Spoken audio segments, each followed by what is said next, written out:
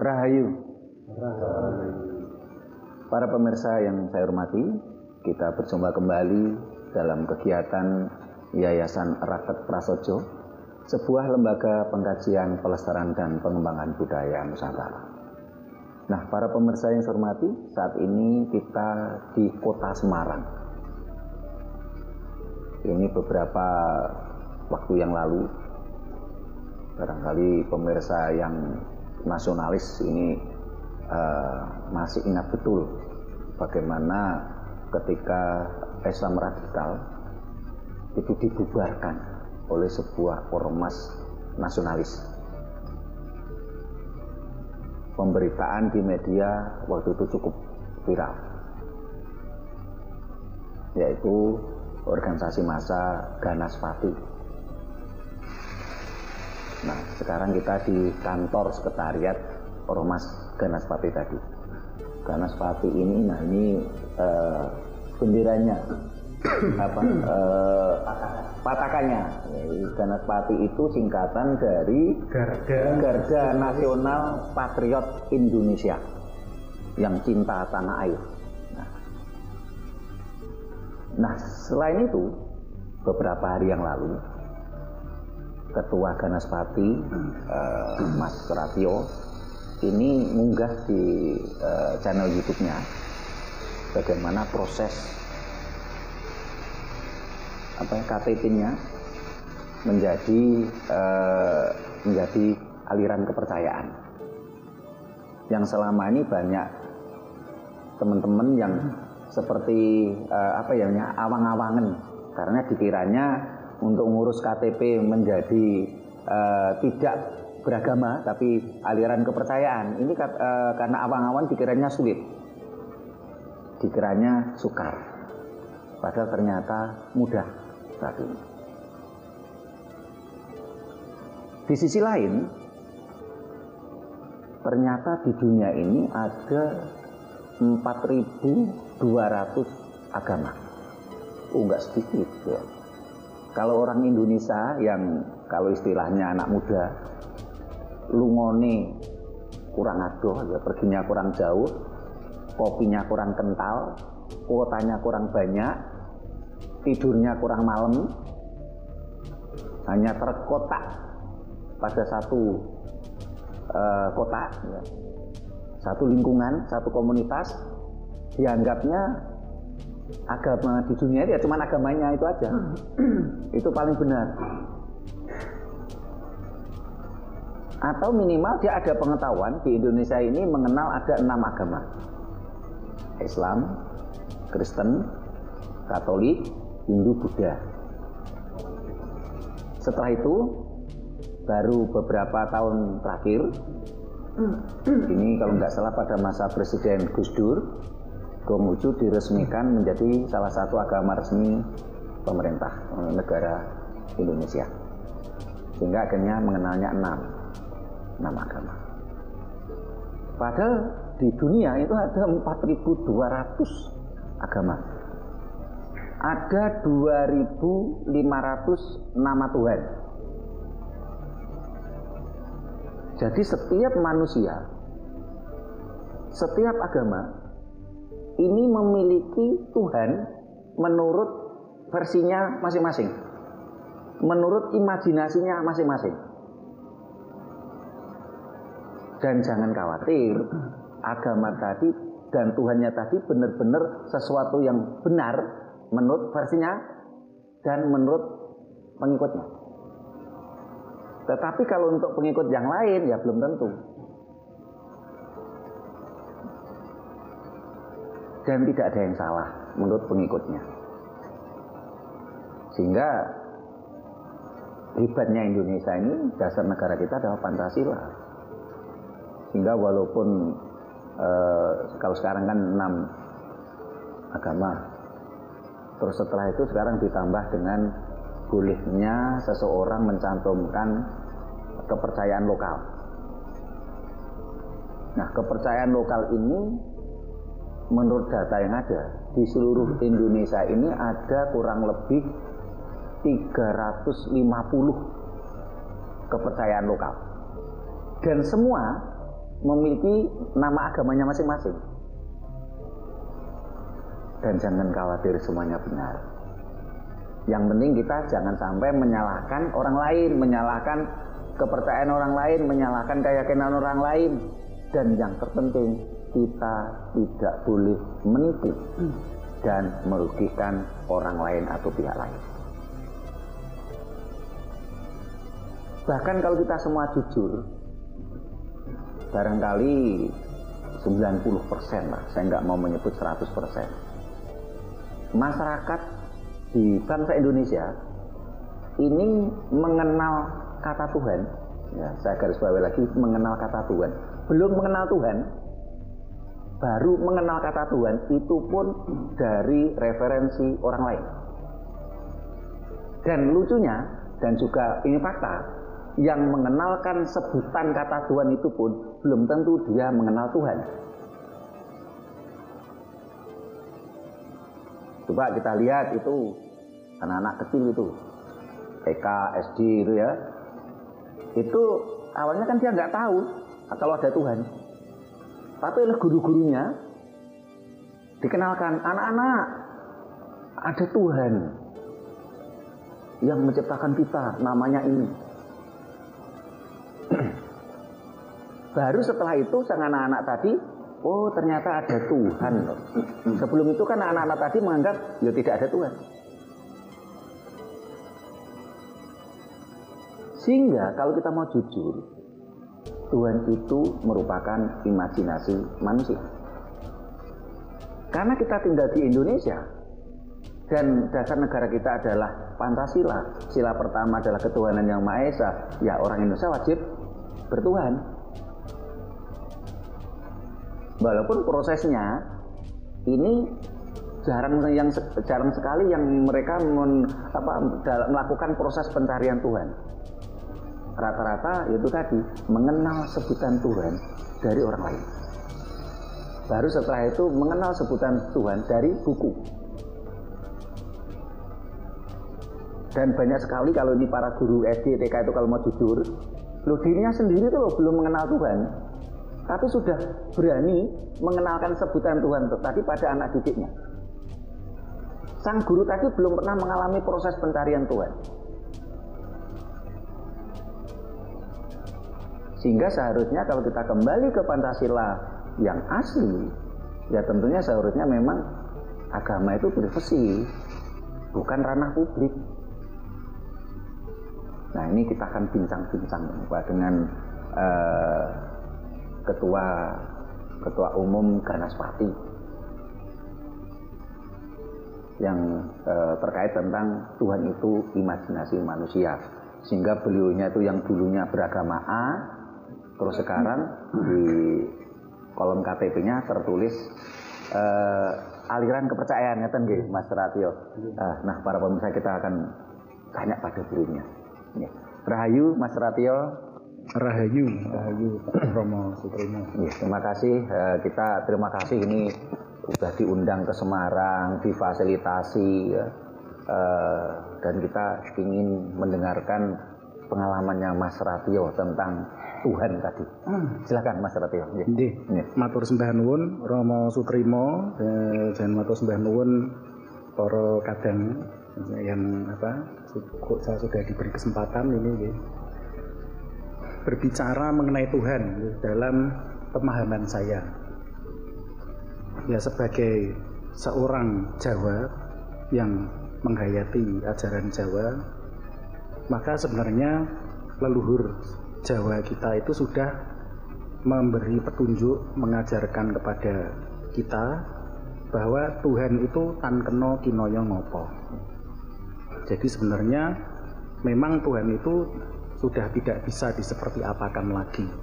Segala sesuatu yang menunjuk Tuhan itu seperti apa itu hanya konsep manusia, tidak terdefinisikan, sehingga adalah benar seperti yang disampaikan Romo Sutrimo bahwa Tuhan yang umumnya diperbincangkan manusia atau diyakini manusia itu sebenarnya adalah imajinasinya manusia, karena sebenarnya manusia tidak bisa untuk mendeskripsikan Tuhan itu sebenarnya seperti apa gitu.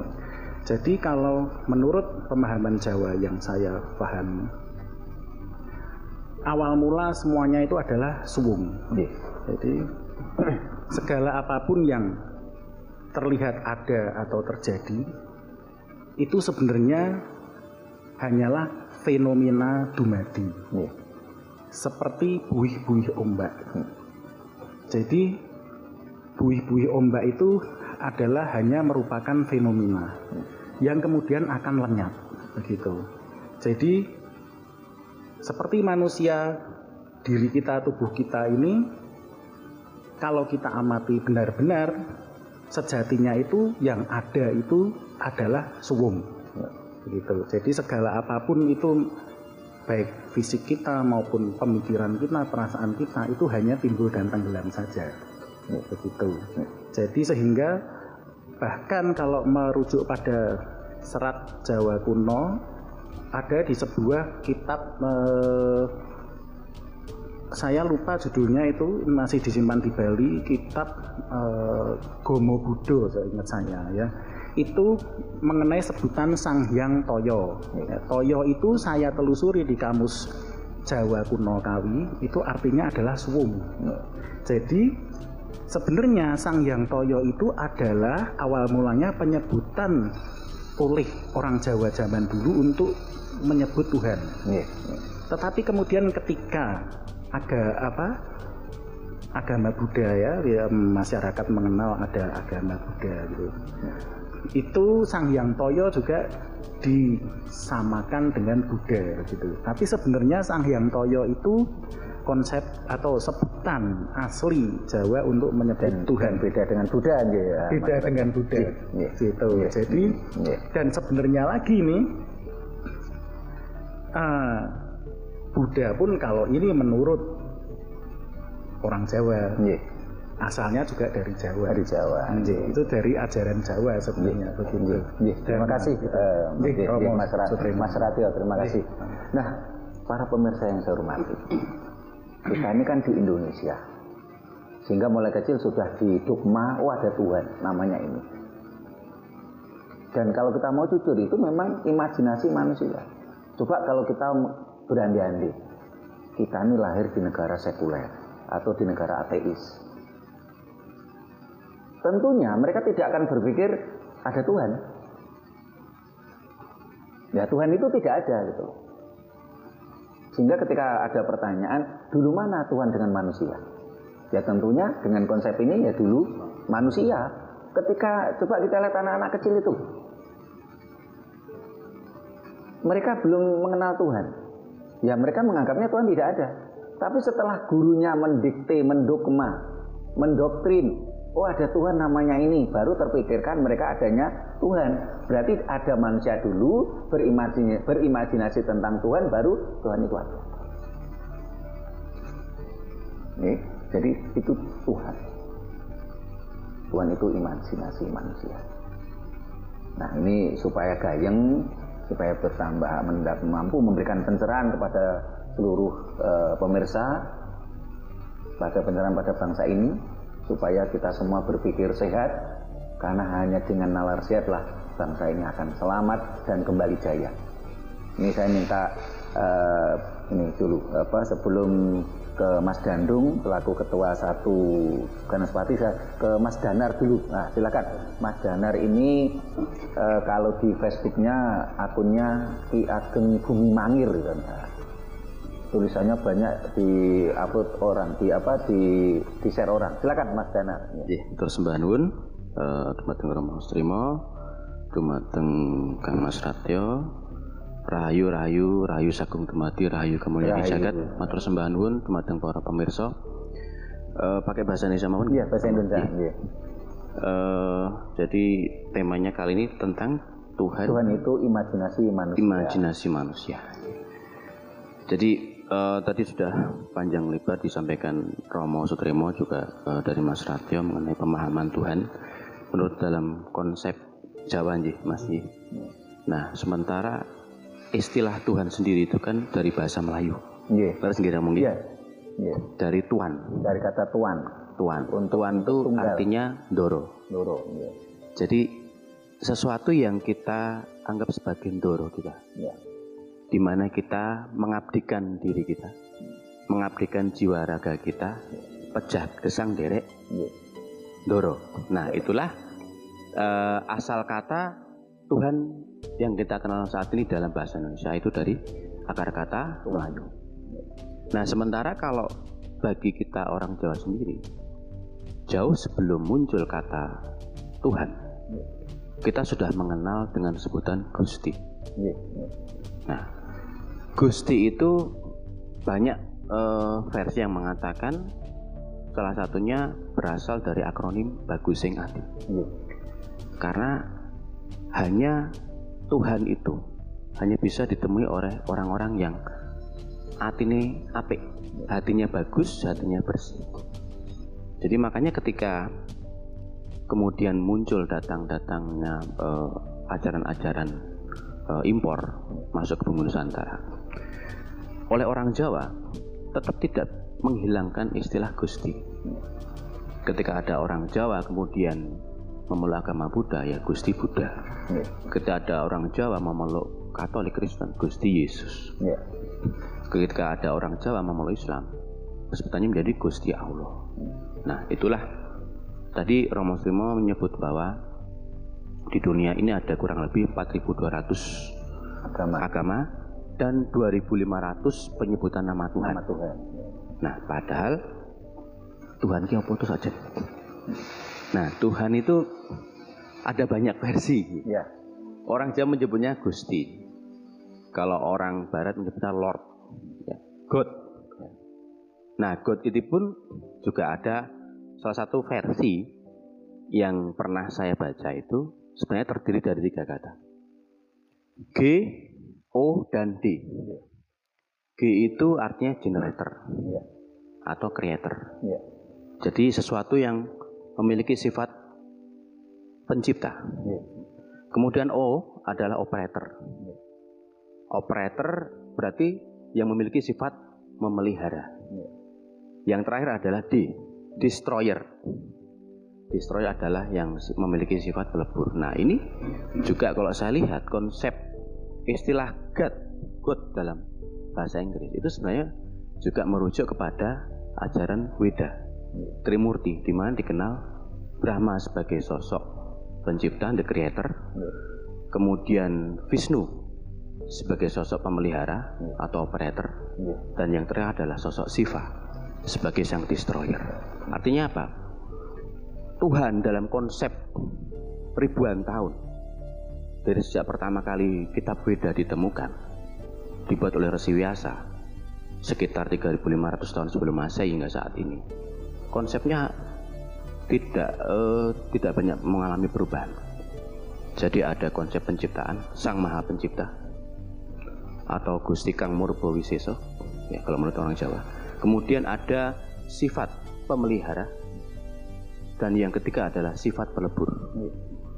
Jadi kalau kita lihat dari tiga sifat, pencipta, pemelihara, dan pelebur, itu adalah sebuah siklus semesta. Kembali kepada tadi konsep yang disampaikan oleh Mas Ratio, bahwa di dalam spiritual Jawa kita mengenal Gusti Kang Tan Keno Kino yang apa, yang oleh orang Jawa kuno disebut dengan Sang Hyang Toyo, Mas. Sang Hyang Toyo ini adalah yang tidak berawal, yang tidak berakhir. Ya. Kalau dalam bahasa Barat, Alfa Omega. Itu di Injil, Mas. Itu di Injil. Ya. Ya. Kalau orang Jawa bilang Hong. Hong itu dari Hono Coroko dan terakhir Mogo Botongo. Ya. Jadi aksara Ho dan Ngo itu kita gabung. Hong. Jadi itu sama dengan Alfa Omega. Ya. Nah, jadi ketika Alfa Omega itu pasti ada memiliki 3 sifat. Sifat penciptaan, kemudian sifat pemelihara, dan sifat pelebur. Itu akan terus berulang, yang disebut dengan siklus cokro manggilingan. Muncul, tercipta, kemudian dipelihara. Ketika suatu saat tiba-tiba suatu saat akan mengalami kerusakan, nanti akan muncul siklus penciptaan yang baru, seperti itu. Nah, itu kurang lebih Saya hanya sekedar menambahkan tadi yang disampaikan oleh Romo Sutrimo, yang disampaikan oleh Mas Ratio. Jadi saya sedikit tambahkan dari pemahaman orang Barat tentang God. Ternyata juga ujung-ujungnya mereka juga masih mengacu pada ajaran Veda. GOD, Generator, Operator, dan Destroyer. Nah, kurang lebih seperti itu. Terima kasih, Romo. Mas Denar. Saya menjadi teringat ya, yang seringkali sedang viral saat ini. Ketika ada perubahan agamanya di KTP-nya secara administrasi, terutama yang dari agama Samawi. Kalau dia pindah dari agama sebut saja Islam pindah ke Kristen, kadang-kadang dia menjelek-jelekan Islam. Yang Kristen pindah ke Islam, dia menjelek-jelekan Kristen. Tetapi selama ini kita tidak pernah ya mendengar orang yang berubah agama menjadi kembali ke ajaran leluhur itu menjelek-jelekan agama lamanya, itu saya tidak pernah dengar gitu loh. Nah ini saya kan tertarik ini untuk menggali lebih dalam ya, terhadap Mas Ratio yang barusan ganti ganti di kolom KTP-nya itu yang awalnya beragama, tidak perlu kita sebut agama apa sebelumnya, terus menjadi kembali ke ajaran leluhur. Ini bagaimana nih Mas Ratio? Silakan Mas Ratio. Baik, atur nuwun Romo Sutrimo. Pertama, sebelum saya menjawab Romo Sutrimo, mungkin saya perkenankan menanggapi tadi Mas Denar tadi mengenai Tuhan dalam konsep kekristenan ya, Alpha Omega ya, atau seperti tadi God, Generator, Operator, Destroyer ya. Atau Hong, Ho dan No, aksara awal dan akhirnya aksara Jawa. Nah, makanya tadi tambahan saya adalah bahwa Tuhan dalam pemahaman Jawa yang saya pahami sebagai Sang Hyang Toyo atau Suwung tadi, itu memang sebenarnya disebutkan juga dalam kitab Jawa kuno tadi yang mengenai ada sebutan Sang Hyang Toyo itu kitab di era Mojopahit itu. Jadi seingat saya namanya kitab Gomo Budo. Jadi itu yang sekarang masih ada disimpan di Bali, saya kebetulan memilikinya ya. Nah itu bahwa Toyo Sunyo, Toyo itu kan Sunyo, Suwung.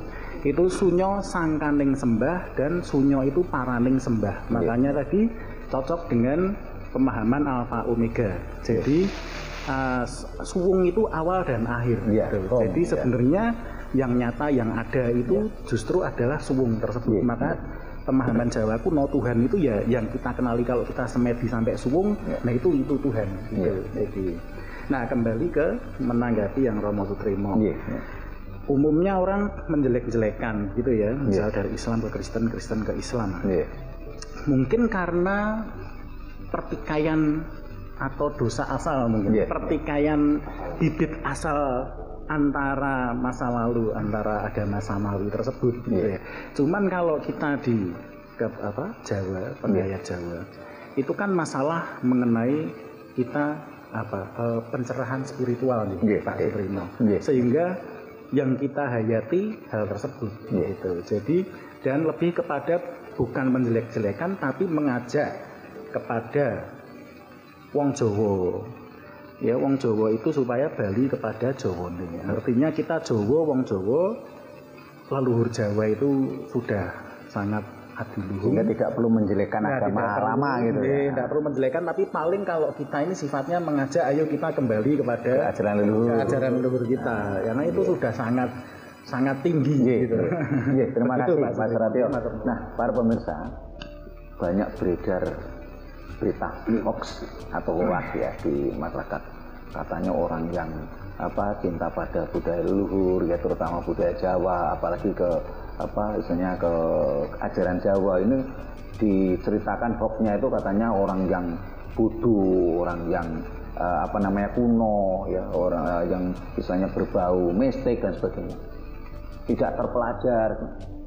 Nah ini perlu kita ketahui. Mas Ratio ini pasca sarjana S2 atau jadi begini. saya memang bukan S2, tetapi saya gelarnya banyak. S1-nya itu pertama S1 Ekonomi Akuntansi.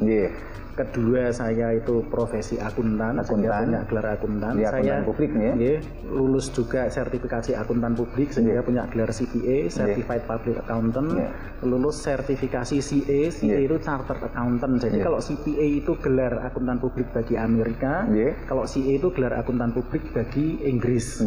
Nah, kemudian saya juga sarjana hukum, saya juga advokat, dan saya juga berprofesi konsultan pajak. Jadi gelarnya banyak. Luar biasa. Kalau dalam dunia profesi memang kebetulan S2 itu tidak diperlukan. Jadi yang penting profesinya dapat lulus ujian sertifikasinya. Nah, para pemirsa dengar sendiri loh. Jadi nggak benar itu berita hoax katanya kalau yang seneng pada budaya leluhur itu orangnya bodoh, kuno, klenik. Nggak benar. Beliaunya itu pemirsa dengar sendiri tadi bagaimana keilmuan beliau gitu. Karena memang ketika kita mau kembali ke ajaran leluhur yang benar, ajaran leluhur itu kuncinya 2. 1, tinemun nalar.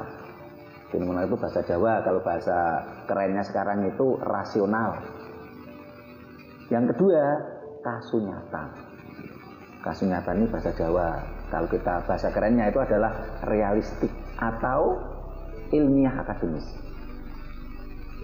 Jadi kalau kita kembali ke ajaran Jawa yang benar ya memang harus rasional dan realistik, tidak boleh berbau imajinasi, delusi, halusinasi. Ini bukan ajaran Jawa, bukan ajaran leluhur itu. Dan harus berproses sendiri, tidak boleh berdasarkan katanya temanku, temennya temanku. Ulak jari, adol jari itu tidak boleh dalam proses di dalam ajaran Jawa itu harus berproses. Tidak boleh, harus melakukan proses gitu loh. Jangan seperti tadi nggak tahu apa-apa didogma, dipaksa tuh ada Tuhan namanya ini gitu. Nah, itu pun caranya dengan cara apa? Ulak jari, adol jari. Ketika sang guru tadi ditanya, loh, kok Anda bisa mengenalkan pada murid Anda kalau ada Tuhan bernama ini tuh Anda sudah kenal? Belum. Tahu dari mana? Dari guruku. Gurunya ditanya dari mana? Dari guruku. Dari mana lagi? Guruku. Nah ini kan nggak ada habis-habisnya. Kalau orang Jawa bilang, kok jari ini koncone, koncoku, kancane, koncoku. Nah ini lah. Jawa itu lebih rasional gitu loh. Nah ini karena ini di sekretariat Ganaspati. Nah, saya ingin tahu tanggapannya Ketua 1 Ganaspati ini, Mas. Siapa tadi Mas? Kenalkan dulu Mas. Mas Gandung kan nama kerennya, nama aslinya. Nama saya Pramono. Pramono. Nah, Pramono itu Waskito. Rahayu Sagung. Tanggapan saya soal ketuhanan, saya itu kurang paham. Jadi saya itu tahunya saya orang Jawa, saya kembali ke ajaran para leluhur Jawa. Pokoknya kalau ada yang mau menghancurkan Pancasila, lawan. Gitu. Tahu saya itu. Ya bisa dibilang saya ini Jawa radikal. Pokoknya kalau ada yang mau menghancurkan Pancasila, lawan. Tidak ada kata lain, lawan. Intinya saya itu pecinta budaya Jawa, budaya Nusantara, berjiwa Pancasila, NKRI, gitu. Untuk ketuhanan lebih rincinya saya kurang paham. Saya cukup mengikuti para tokoh, para sesepuh, para orang-orang pintar lah. Terima kasih. Terima kasih atau Mas Dandung. Rahayu. Nah, ini ketua umumnya Ganaspati. Pramono itu artinya Waskito. Permono.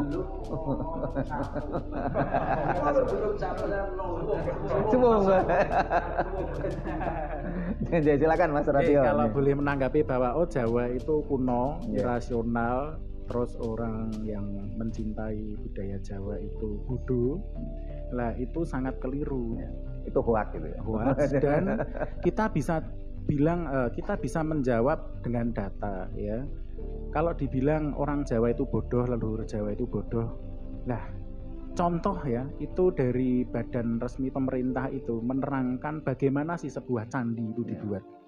Candi itu tidak dibuat dengan semen. Itu bukan karena waktu itu belum bisa membuat semen, tapi itu sengaja. Jadi memang sengaja menggunakan sistem interlocking system. Sebuah candi itu membutuhkan paling tidak 2 juta batu yang disusun dalam interlocking system tadi. Nah, interlocking system itu kait-mengait. Jadi batu satu dengan satunya itu kait-mengait, saling mengunci. Tujuannya apa? Supaya kalau ada gempa tidak runtuh, tapi mengikuti aliran tanah. Begitu. Lah, bayangkan itu leluhur kita sudah sejak di bawah tahun 1000 loh, tahun lama sudah cerdas, sudah secerdas canggih, itu. Ya. Sementara kita lihat di bangsa lain ada yang disembah-sembah ya cuman tumpuan batako. Nah, yang ini jadi kalau bicara kecerdasan ya cerdas yang ini. Contoh kedua, pembuatan keris itu diakui oleh NASA. Metalurgi. Itu NASA pun bingung, ilmu metalurgi kita masih belum ada yang mengalahkan. NASA pun bingung bagaimana leluhur Jawa di abad yang setua itu bisa mencampurkan besi, baja, dan meteor gitu loh. Waktu itu teknologinya belum ada. NASA saja baru punya teknologi itu. Seingat saya pertama kali mereka membuat pesawat luar angkasa itu 1900 berapa? Ya, sudah abad ke-20 ya. Ya, dia baru menemukan teknologi untuk mencampurkan meteor tadi dengan besi baja. Sementara leluhur kita itu abad ke-6 sudah. Bahkan keris itu sebenarnya sebelum abad pertama. Ya, sebelum Masehi itu. Sebelum Masehi, begitu loh. Jadi itu NASA sangat heran karena menurut sejarah dan pengetahuan mereka zaman itu belum ada manusia mengenal teknologi cara mencampurkannya begitu lah. Itu kan berarti hebat, leluhur kita itu pinter. Terima kasih Mas Ratio. Nah, para pemirsa yang saya hormati, kalau beberapa waktu yang lalu dan para pemirsa masih menyimak tentang puisi untuk sesi bakti. Waktu itu yang membacakan saya, tapi itu karyanya saudara kita, sastrawan kita, Kairil Anwarnya Jawa, itu Mas Hasto Nugroho. Nah, ini mumpung ada di depan kita, ini kita kita ingin ini coba tanggapannya kalau atau mau membacakan puisi ini Mas Hasto, silakan Mas Hasto nih. Yes, Sugeng sonten Romo Trimo kali Mas Ratio, Mas Danar dan Mas Pramono nggih. Mas sinten? Mas Tito so Mas Alfian. Mas Alfian nggih. Rahayu. Sore ini saya terus sangat berbahagia. Saya baru kali pertama bertemu dengan teman-teman aktivis Jawen ya, yang memang mencintai jati diri Jawa dan tentu Nusantara. Sudah terharu sekali. Saya belum pernah keluar dari padepokan saya. Bang ini kan saya ya dulu katanya mau mengundang saya nggak jadi nggak ketemu itu. belum boleh. Saya memang tergerak oleh Pak Trimo, juga terinspirasi dari beliau bahwa kita harus mencintai jati diri kita sebagai orang Jawa. Karena inti dari kejayaan Nusantara adalah ketika kita kembali membangun fondasi dasar kebangsaan kita dengan jati diri. Jawa, Sunda, Batak, dan seterusnya. Itu adalah sebuah kondisi yang memang dari sononya sudah ditetapkan demikian. Dan siapapun yang mencintai diri, mengenal dirinya, bangga akan dirinya, mengetahui bakat dan minatnya, dia akan menjadi sesuatu yang berarti. Siapapun yang nggak mengenal dirinya, dia nggak akan jadi apapun. Seperti halnya terputus dari akar kehidupannya, sehingga dia nggak menjadi orang yang nggak berguna, cuman jadi pengekor, jadi ya follower lah ya. Yang akhirnya nggak ada kesuksesan apapun dalam kehidupannya. Bakat, minat, potensi yang dimiliki dari yang maha kuasa, entah apapun namanya, nggak berarti. Dan memang saya senang menuliskan puisi saya karena saya juga dalam masa prihatin.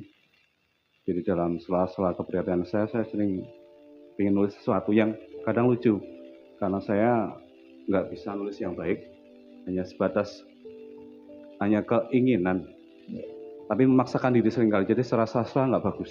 Iya. Cuman saya karena senang nulis dan berkait dengan sesi akhir, karena dulu ada cerita bahwa beliaulah yang menumbal tanah Jawa, memohon izin kepada penunggu utama tanah Jawa ini Sang Hyang Wismoyo begitu ya, yang saya kenal lah. Orang saya juga sering sowan berhujat dan Sang Sesi Bagir dengan istilahnya saya minta pertanggungjawabannya. Nah itu sakit sebetulnya. Bukan saya sebagai dalam sosok yang dulu konon bisa mengalahkan Sang Hyang Wismoyo, saya nggak percaya sama sekali. Cuman itu sebuah gugatan. Kondisi lemah person yang tidak ada api sama sekali. Keberadaan sebuah hegemoni, saya nggak bisa sebutkan hegemoni apa, tapi nggak sedikit pun membawa manfaat. Yang orang dikatakan membawa rahmat, saya bisa boleh katakan sama sekali nggak bermanfaat sedikit pun. Malah terpuruk ya bangsa ini ya. Atau bagaimana? Hilangnya kebijaksanaan lo yang membuat kita menjadi runtuh secara kebangsaan. Menjadi bangsa yang pandir, bodoh, ya tadi seperti yang bangsa pengekor gitu ya. Seperti Romo bilang dan Mas Ratio mendikaki bahwa sebenarnya kita sangat mutakhir ya dulu teknologinya. Bahkan NASA pun sampai heran bagaimana mungkin bisa di masa yang lalu udah amat kuno kok bisa membuat menyatukan hal yang tidak senyawa. Benar nggak? Gitu ya. Logam dengan meteor kan nggak senyawa. Kok bisa ya? Dan dibikin sebuah mahakarya lah ya. Itu bukti bahwa kita sebenarnya sudah melampaui apapun yang selama ini pencapaian mereka sekarang ini begitu. Tapi sayangnya kita kemudian seperti di Romo mendikati bahwa kita lupakan jati diri begitu. Sebenarnya kita udah jadi bangsa yang besar, Nusantara. Nusantara itu kan sangat beragam. Makin beragam itu berarti makin menunjukkan kesempurnaan yang luar biasa. Makin beragam berarti potensinya makin besar. Potensi yang sedemikian banyak dari sekian suku bangsa kalau disatukan, disinergikan kan akan menjadi sesuatu yang dahsyat ya. Orang Bugis pinter ini, orang Jawa pinter ini, orang Sunda Jawa pinter ini. Kalau masing-masing disatukan, disinergikan menjadi diri masing-masing luar biasa. Yang memiliki jati diri masing-masing ya. Bukan bangsa pengekor ya. Jadi yang Jawa kembali ke Jawa. Saya terakhir sebagai orang Jawa, maka saya akan kembali di tinggi. Dan kejawaan saya akan sungguh saya muliakan. Sehingga ketika semua orang Nusantara yang Sunda, Batak, Toraja, Bugis, Ambon, Papua, Dayak, semuanya berapa ratus suku bangsa kembali ke jati diri masing-masing. Nusantara kan luar biasa percaya. Terima kasih. Jadi ketika saya tambah sedikit, ketika Romo Ndiko bahwa Tuhan itu adalah imajinasi manusia, saya setuju. Karena keberadaan kita sebenarnya juga bukti kalau kita ada, Tuhan juga ada. Kalau kita nggak ada, Tuhan juga nggak ada.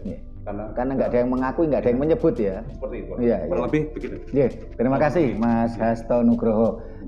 Nah, para pemirsa, tadi disebutkannya bahwasanya di seluruh dunia kan banyak suku bangsa dan banyak bangsa dan banyak manusia. Dan setiap manusia kan tentu memiliki imajinasinya masing-masing tentang Tuhannya. Sehingga sangat tidak relevan kalau konsep ketuhanan dari bangsa tertentu dipaksakan kepada bangsa lain. Ini penjajahan. Padahal penjajahan itu tidak manusiawi. Gitu. Penjajahan fundamental. Penjajahan fundamentalis. Ini kalau istilah kami ini, bangsa ini sedang mengalami penjajahan psikis. Penjajahan psikis fundamentalis ya, berkedok dogma ya, ketuhanan, dan penjajahan psikis kapitalis berkedok ekonomi. Nah, sehingga akhirnya bangsa ini terpuruk karena menjadi bangsa pengekor yang selalu pengen niru Dorotuan. Nah, ini kalau kita bicara tentang sebuah pergerakan, tentunya tidak ada gunanya kalau tidak ada regenerasi.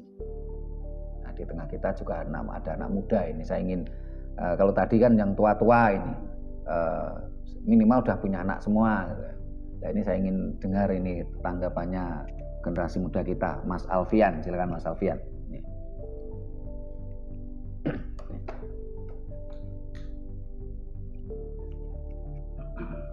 Rahayu. Sedikit saja saya mau menyimpulkan dari uraiannya Romo Sutrimo dan sepuh-sepuh yang lain. Berarti intinya konsep ketuhanan Jawa ini sudah mandiri, sudah punya, belum kedatangan agama-agama lain. Dan bahkan itu lebih canggih karena enggak untuk berhubungan dengan Tuhan itu harus melalui diri sendiri, laku batin, lapah batin sendiri. Harus mengalami proses sendiri. Tidak boleh cari katanya. Istilah kasarannya nggak pakai calo, nggak pakai calo perantara. Dan anehnya kalau yang ajaran yang lain-lain, calo yang sudah meninggal. Kan aneh ini. Bagaimana orang yang sudah meninggal ini kita nggak tahu, yang sudah meninggal itu sudah benar-benar merealisasikan Tuhan, mencapai Tuhan atau belum. Soalnya dia nggak hidup lagi untuk memberikan testimoni gitu ya. Iya, dan apalagi kalau dijadikan calo gitu.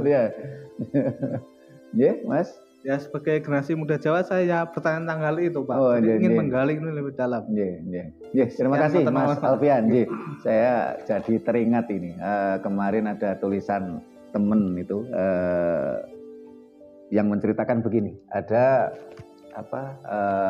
seorang anak kecil sama bapaknya. Lah bapaknya ini sales agama. Kalau menurut istilahnya Mas Alfian tadi calo. Nah, waktu itu diajak ke terminal. Di terminal kan banyak calo bis gitu. Semarang. Jakarta. Nah, si anak tadi naik bis tadi sama bapaknya. Terus anak kecil tadi tanya, anak kecil kan lugu, dia tanya. Pak, itu tadi yang teriak-teriak tadi mana? Orangnya kok nggak ikut naik bis? Nah, itu tadi adalah calo bis. Ya, kerjanya begitu. Dia bilang Jakarta, tapi dia tidak akan berangkat gitu loh.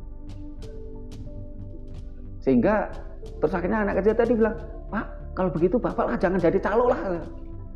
Jangan jadi calo agama lah. Nanti Bapak nggak bisa ikut ke sana. Nah, ini memang kalau kita mau jujur, kalau kita telusuri benar, banyak sales agama itu tidak peduli apa yang diomongkan itu nanti terwujud atau tidak, terbukti nyata atau tidak peduli. Yang penting dia hidupnya mapan, nyaman. Dan kenapa di setiap ada sales agama di belakangnya pasti ada kapitalis?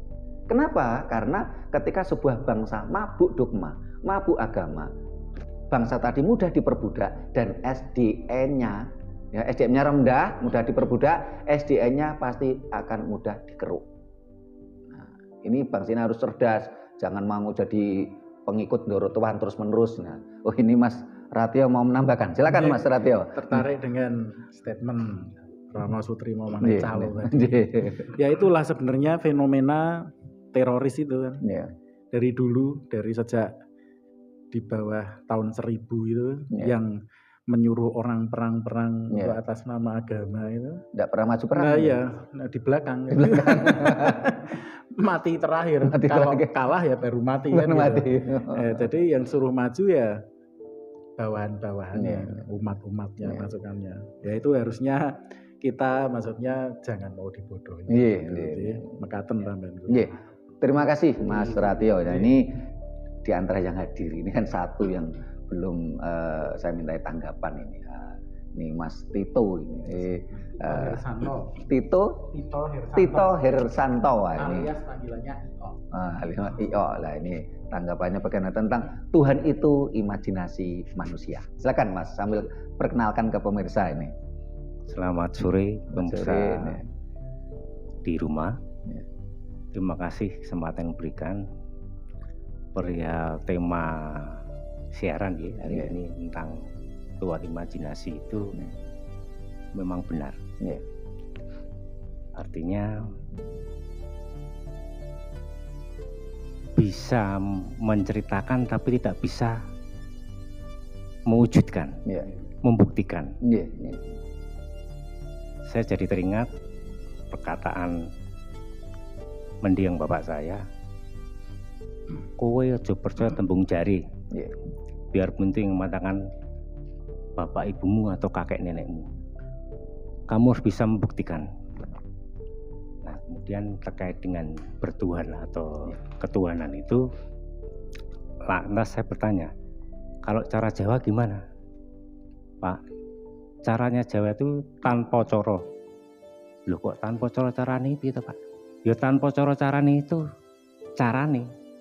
Ya tanpa cara itulah caranya. Ya, tanpa cara itulah caranya ya. Ketika kita berhenti, diem ketika mendengar jawaban tersebut, akhirnya saya menemukan kosong. Ya, suwung. Suwung. Ya. Dalam perjalanan beberapa tahun kemudian, sesudah tahun 70-an itu, saya bertemu dengan banyak sesepuh. Dan akhirnya saya menggali terus itu, saya diperkenankan ya menemukan dan saya mewujudkan tanpa carane itu dengan antara lain satu, memperhatikan posisi kita diam, mau duduk atau mau tiduran atau mau berdiri. Kita memperhatikan keluar masuknya nafas, bisa kita memperhatikan peredaran darah, bisa kita memperhatikan detak jantung kita. Nanti semuanya itu akan membawa sensasi. Sensasi bukan dalam pikiran, tapi bagaimana jiwa raga kita itu akan mengalami, benar-benar mengalami perubahan dimensi. Misalkan sensasi di peredaran darah itu kita akan merasakan besar dan mengecil. Lalu kalau detak jantung, kita akan merasakan jantung kita debarannya besar, atau suara terjauh dari keheningan, diamnya raga itu mampu kita terima, dan itu bisa dibuktikan ketika kita kembali dalam kesadaran ragawi material ini. Kemudian kalau nafas yang kita perhatikan, kita akan seperti kalau kita melolos kaos kaki, kita akan naik. Nanti kita melewati eternit jika kita dalam rumah. Kita akan melihat keluasan ketinggian kita, jangkauan kita ketinggian itu dengan luasnya wilayah yang bisa kita lihat. Dari gampangannya tingkat RT, naik lagi RW, naik lagi kelurahan, dan seterusnya. Jikalau kita semakin hening, pasrah, mengikuti bekerjanya 3 media tadi, sesuatu yang diceritakan, dikonon katakan oleh bangsa-bangsa luar dengan agama-agama itu akan bisa kita buktikan.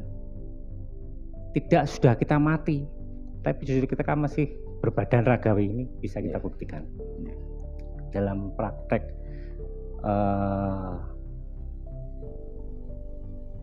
membagi pengalaman tersebut kepada saudara-saudara saya di daerah barat, daerah Sunda, banyak dari mereka yang bisa membuktikan bertemu sendiri dengan orang tuanya, saudaranya, tetangganya sudah meninggal, dan berdialog, bahkan diberi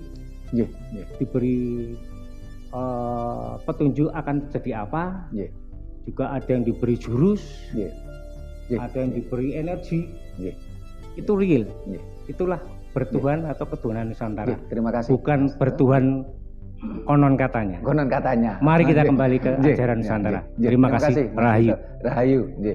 Nah, para pemirsa, yang disampaikan Mas Tito ini hampir mirip yang disampaikan dengan Mas Alfian. Jadi dalam proses pencarian Tuhan di dalam kasana budaya Jawa, ajaran Jawa itu tidak katanya, tidak konon katanya, tapi harus berproses, tidak perlu melewati calo langsung, harus berproses bagaimana supaya sukma sejati kita, atau dalam istilah bahasa Indonesia itu sang daya hidup kita, ini harus mampu berkomunikasi dengan Sang Maha Hidup. Sehingga kalau orang kita semua sudah terbiasa melakukan hal semacam itu, sudah terbiasa bagaimana sang daya hidup kita berkomunikasi dengan sang maha hidup.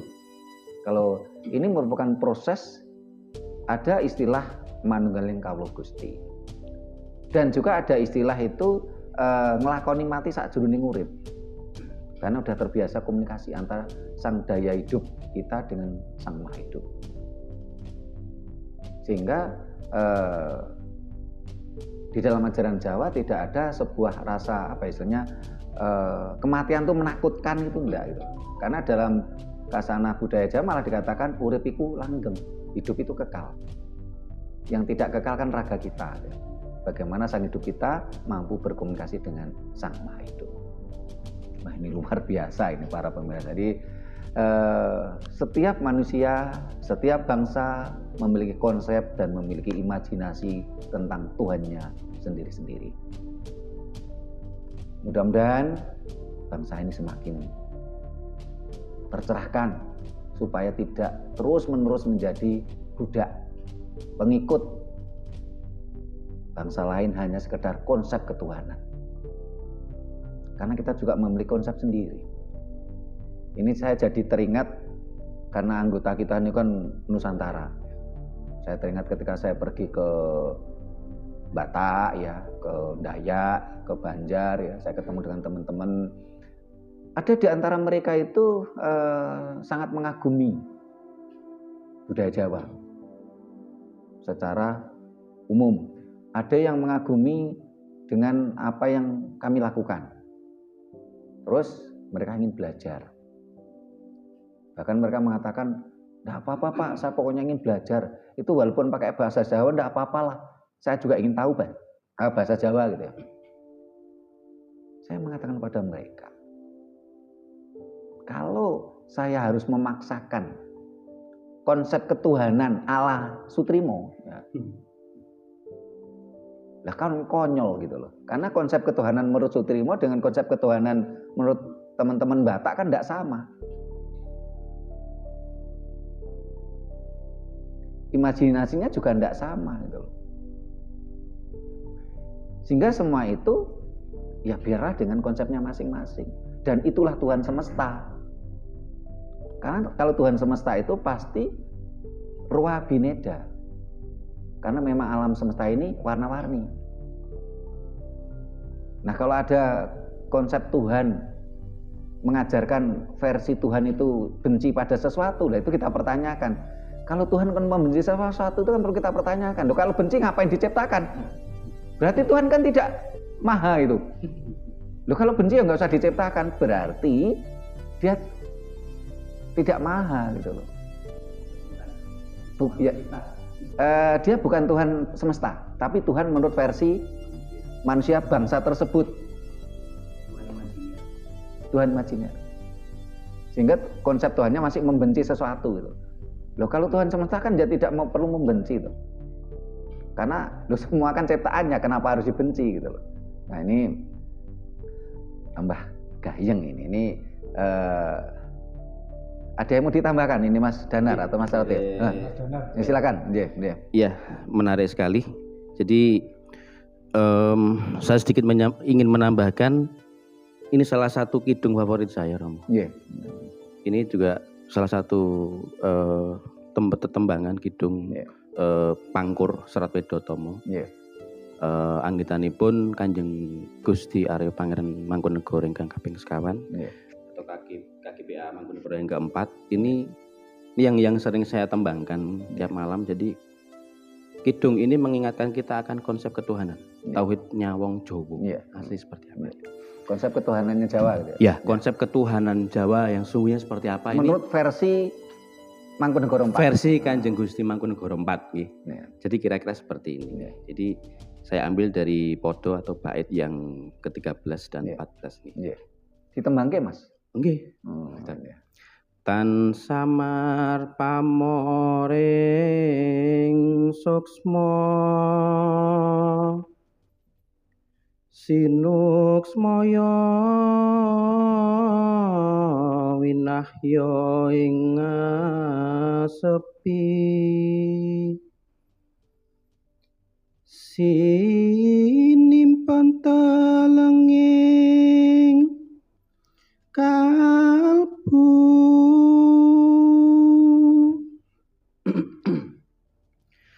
pambukaning warana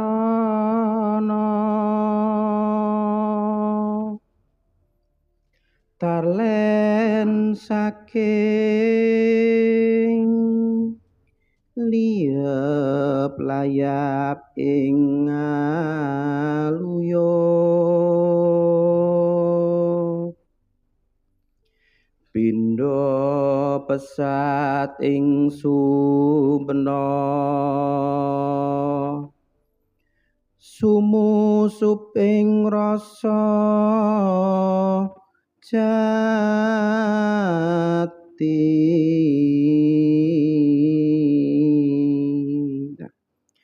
Tan samar pamoring suksma, jadi artinya tidaklah samar ketika sukma itu menyatu. Kemudian sinuksmaya winahya ing asepi, meresap terpatri di dalam keheningan samadhi. Sinimpen telenging kalbu, kemudian diendapkan ke dalam lubuk hati.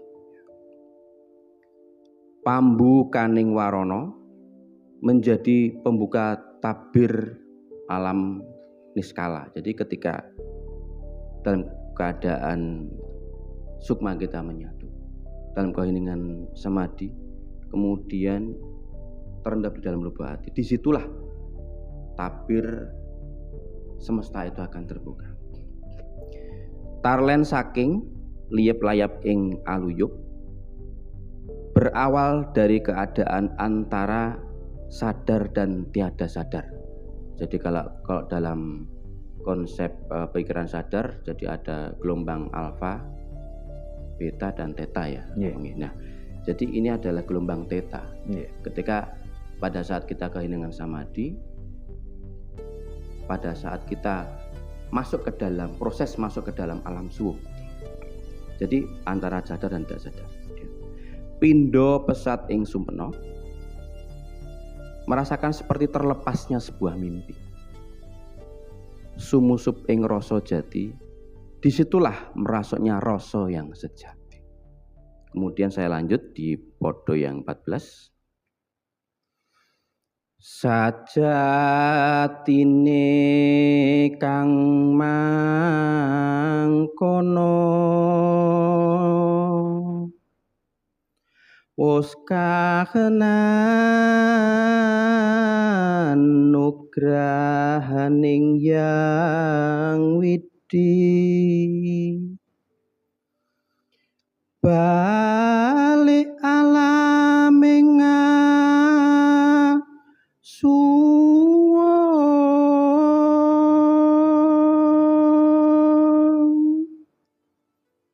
tan karem karamean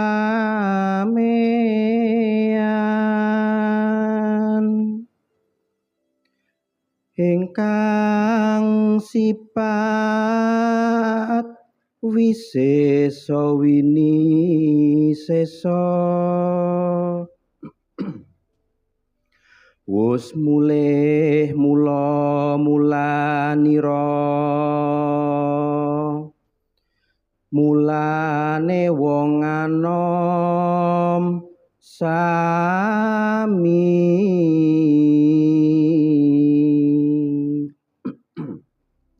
sajatine kang mangkono, yaitu artinya sebenarnya keadaan seperti itu adalah sebuah anugerah dari Tuhan. Wus kahanan nugrahaning Yang Widi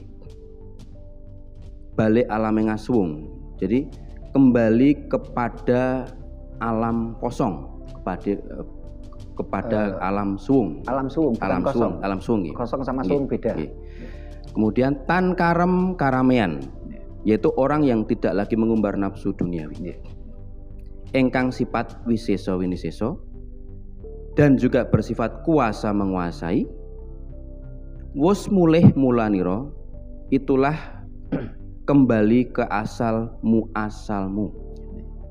Dan kemudian yang terakhir, mulane wong anom sami, oleh karena itu seperti itulah wahai anak muda sekalian. Jadi kira-kira gambarannya ketauhidan sifat ketuhanan bagi orang Jawa sudah digambarkan seperti itu. Terima kasih Mas Danar. Itulah tadi yang disampaikan Mas Danar, tembang diambil dari Wedotomo, karya Mangkunegoro IV, Kanjeng Gusti Aryo Adipati Mangkunegoro kaping sekawan. Luar biasa. Dan intinya semua harus berproses.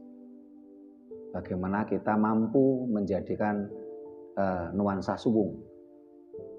Nah ini kalau para pemirsa menyimak di video-video lain sudah kita jelaskan, antara suwung dan kosong itu beda. Ya, bukan mengosongkan, tapi suwung. Maknanya berbeda, secara filosofi juga berbeda. Ketika manusia tidak suwung, ini yang bekerja adalah daya nalar dan daya rasa. Tapi daya hidupnya ini terhalang, tersamar, kena tirai.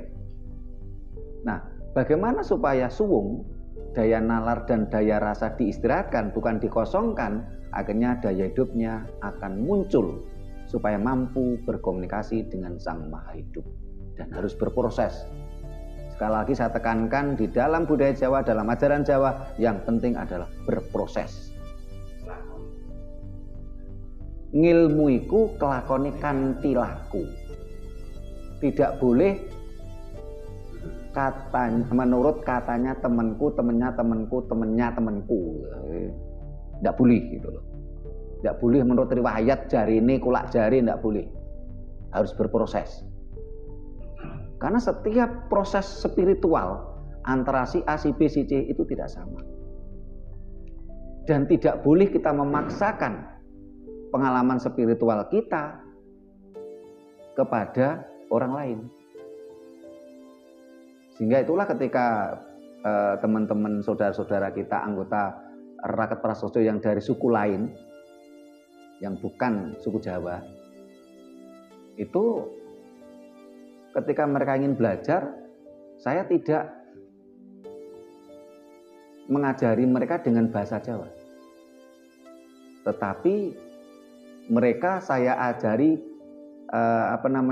lakune, ilmune. Tapi tentang tata caranya yang kita ajarkan, tapi tentang bahasanya pakai bahasa ibu mereka. Tidak boleh ada doktrin. Tidak boleh ada istilahnya itu pemerkosaan, perbudakan, itu tidak boleh gitu loh. Tidak boleh. Ya.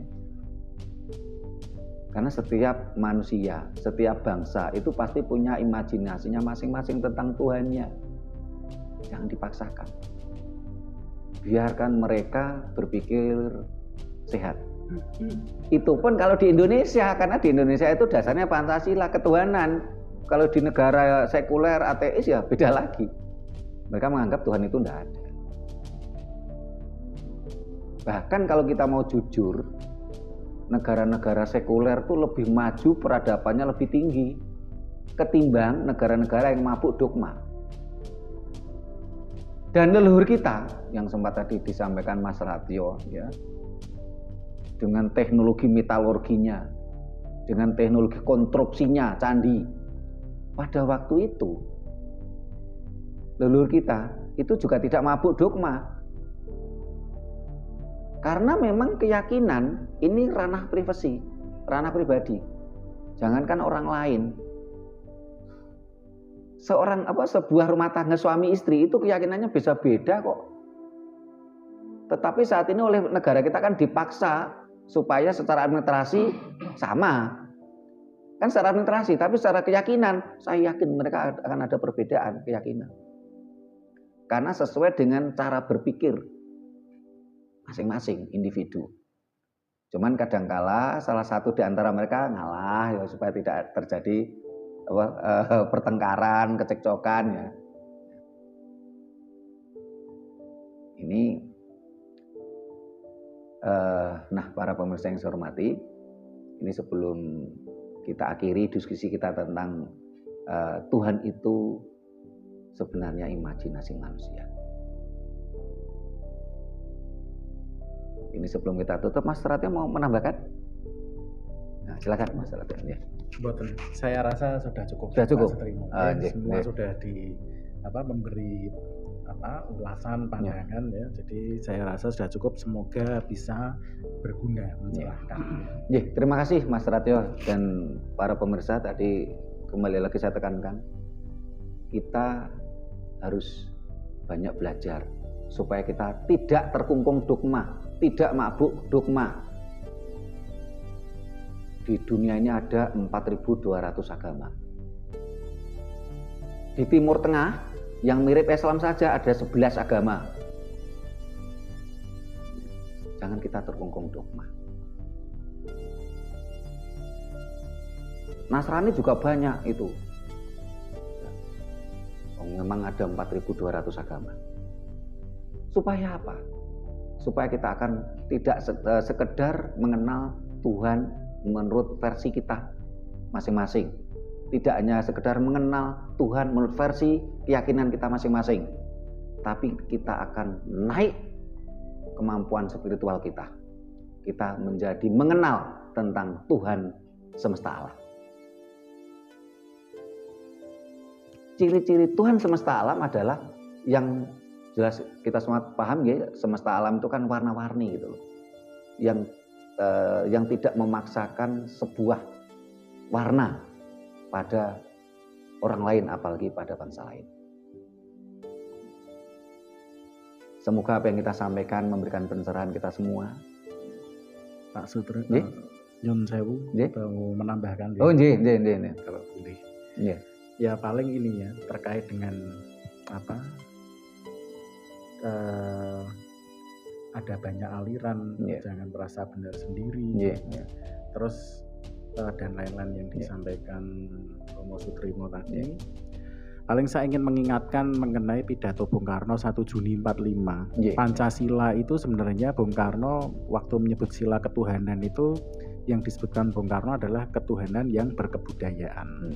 Maksudnya begini, ya kalau secara singkat pemahamannya menurut saya adalah setiap bangsa itu sudah memiliki budaya masing-masing, dan agama merupakan bagian dari budaya. Jadi budaya bangsa di setiap bangsa itu sudah memiliki agamanya sendiri-sendiri, begitu.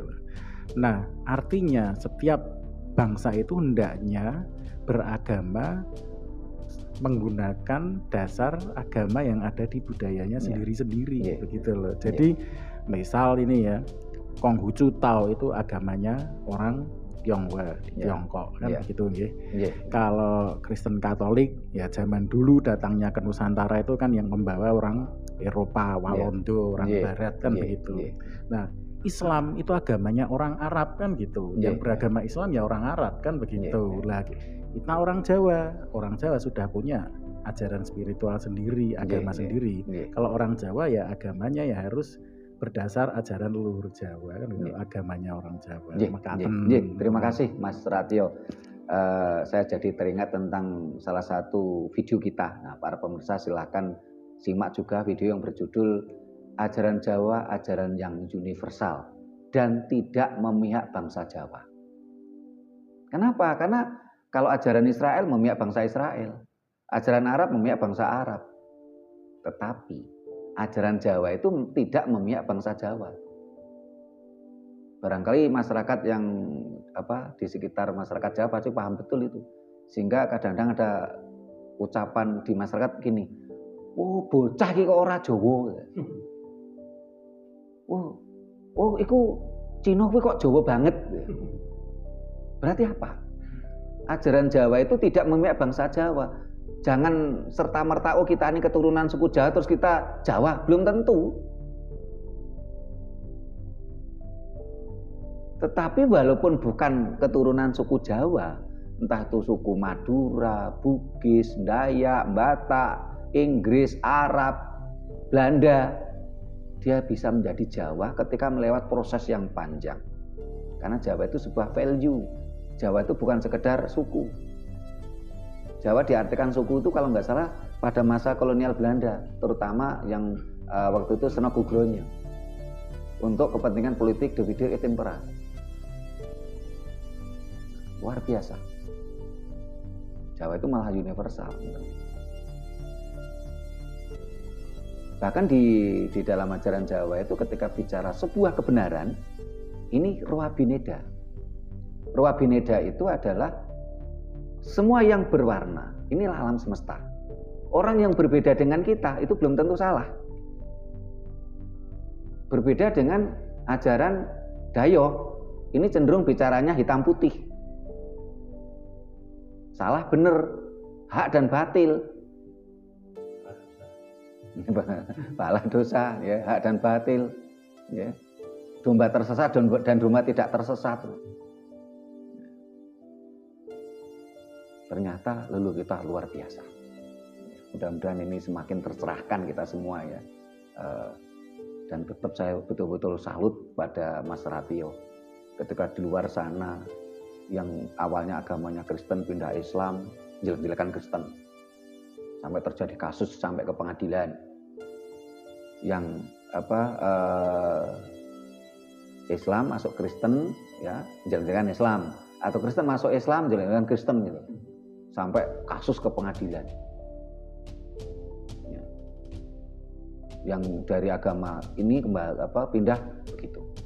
Tapi saya melihat beberapa teman, ya, salah satunya Mas Ratio tadi, setelah kembali ke ajaran leluhur, ini tidak terbersit pun dia di percakapan Mas Ratio dan teman-teman yang tadi pindah ke ajaran leluhur itu menjelek-jelekan agama lama.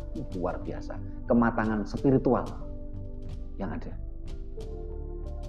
Karena konsep Roa Bineda tadi, alam itu memang warna-warni, jadi nggak perlu nyalahkan orang, nggak perlu merasa benar sendiri. Orang yang berbeda dengan kita belum tentu salah.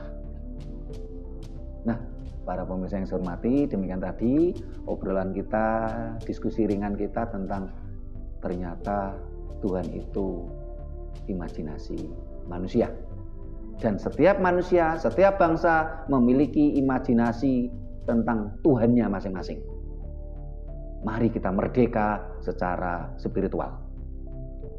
Bila mana ada kata-kata kami, ada tata krama kami yang salah, yang kurang memadai, kami mohon maaf. Kita cukupkan sampai di sini, sampai ketemu di kegiatan lainnya. Rahayu.